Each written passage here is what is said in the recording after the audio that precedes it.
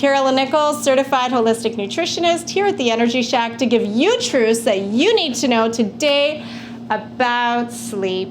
So many of us are missing sleep. A lot of us don't get enough sleep because we're going to bed too late.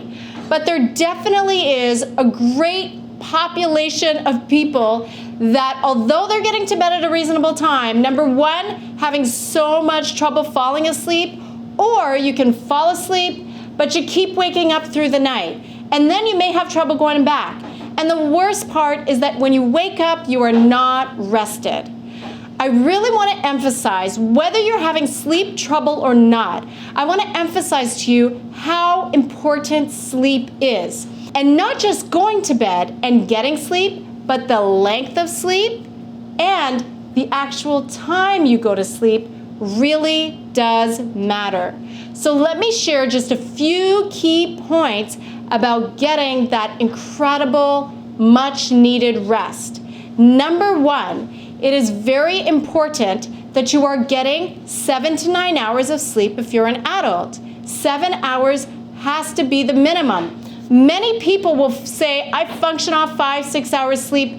You're functioning because your body is producing so much cortisol in the day trying to keep you awake. That's dangerous. That creates inflammation, that messes with digestion, creates a host of issues.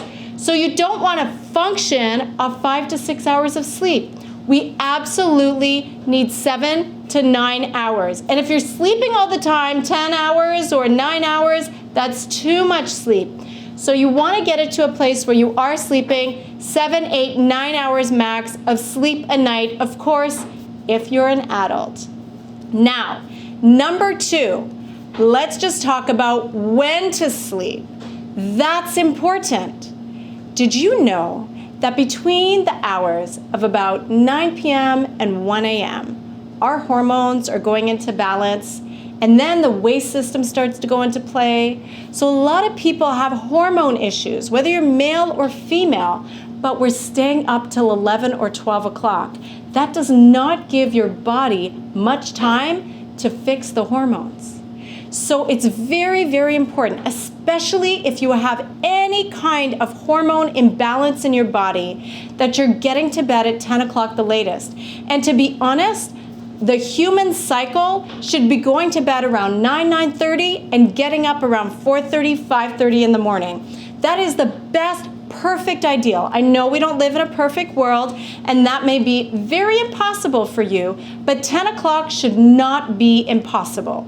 So again, just to reiterate, if you're having hormone balance issues or just, to keep your body healthy, we all should be getting to bed 10 o'clock, really the latest. Now, what if you work the night shift? What if you're up late or your job goes to 2 o'clock? Well, understand that your system will almost always be compromised, but we need our doctors, we need our people that keep the lights on. So if you do have a job like that, God bless you, and I hope that you will get the sleep you need when you can. Number three, I want to talk to you about the environment in which we're sleeping. It's got to be dark. It's got to be quiet. And your window, even in the winter, should be slightly open. So it's very important that you are creating the right environment. Why does it have to be dark? Why can't we have our little nightlight on or our phone flashing? Well, I'm sure this may be obvious for some, but some do not realize that melatonin is produced in the dark. Serotonin is produced when it's light out. So if you are in front of a computer, have a TV flashing, or have a phone flashing at your eyes, your body might think that it's morning, and it will not produce the melatonin. It will produce serotonin because only one or the other can be produced at a time. So it is very important that an hour before bed, we shut down all of our screens. Watching TV or looking at our iPad or phone in our bed is a horrible idea. We need to shut it down at least an hour before. Get your room dark. You can read a book. Have you heard of those with pages? Yeah, you can read a book, have a light flashing at the book, just not at your eyes. That's the best thing to do before bed. And really, Do not, if you can avoid it, have a TV on in your room. So we're talking right now about the darkness, which is important, but sound is important. I know there are a lot of white sounds and meditation things that you can listen to. I highly recommend we learn to listen to silence.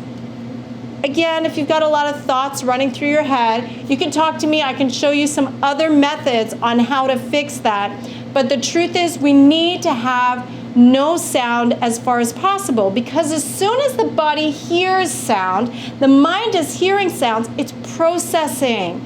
You do not want to go to sleep processing. You want to be able to shut down without that. And of course, in talking with the environment, as I mentioned, leaving the window slightly open. The more oxygen that we can have in our body, the more fresh air, the body loves that. And it's so easy for the system to shut down when the brain is getting enough oxygen. Amazingly enough, it works the opposite way in the daytime. When you get a lot of oxygen, it wakes you up. The body is incredible. We need to treat it and feed it the way that it was designed. And when you can have a dark room with no sound, window slightly open, that can help as well. Now I want to talk to you about the next item is food. Food makes a huge difference as far as sleeping. When you're sleeping, your body begins to repair. So the last thing you want is for your body to be too busy at night to repair. Well, why would it be busy? You've turned the lights off, you've shut down the noise, fresh air is coming in, you read a book, you're not on your phone. Why is it busy? Because, folks, sometimes, for most people, we're digesting all night. That's why I highly recommend you move to having a big breakfast, a good lunch, and at nighttime, you're just having like a herbal tea. You and I want to go to bed with the least amount of food in the stomach so that at night, your body's not using all its energy to digest. It can actually use its energy to heal and repair. Because if it's digesting all night, guess what? Food, nutrients, blood, moving, like it's keeping you awake all night, deciding where to send this vitamin C, vitamin K, and then it has nowhere to put the calories, so it sits in your system. You wake up not rested, your body's exhausted from digesting all night. And you also, most people will wake up with a lot of inflammation. When you can have your lightest meal at night, even if that's just a cup of tea, and you go to bed not starving, but not full anymore, maybe a little bit peckish, that's perfect, digestion is almost complete, you should sleep like a baby, and you should wake up feeling so rested. Now, if you're struggling with sleep no matter what, even when you follow these principles, I would like you to either talk to me, you can book a consultation, or if you're part of our membership, I'm going to give you 2 things that you can do that actually help to induce sleep naturally. So get ready for those in a second, but I do want to remind you that if you're struggling with any health issue, be it sleep, digestion issues, or anything else, we have a fantastic program here where we can help you do that. And for a very small fee, you can book a consultation with me or one of the nutritionists, and we can get you on the road to healing. So folks, let me remind you to eat very light at night.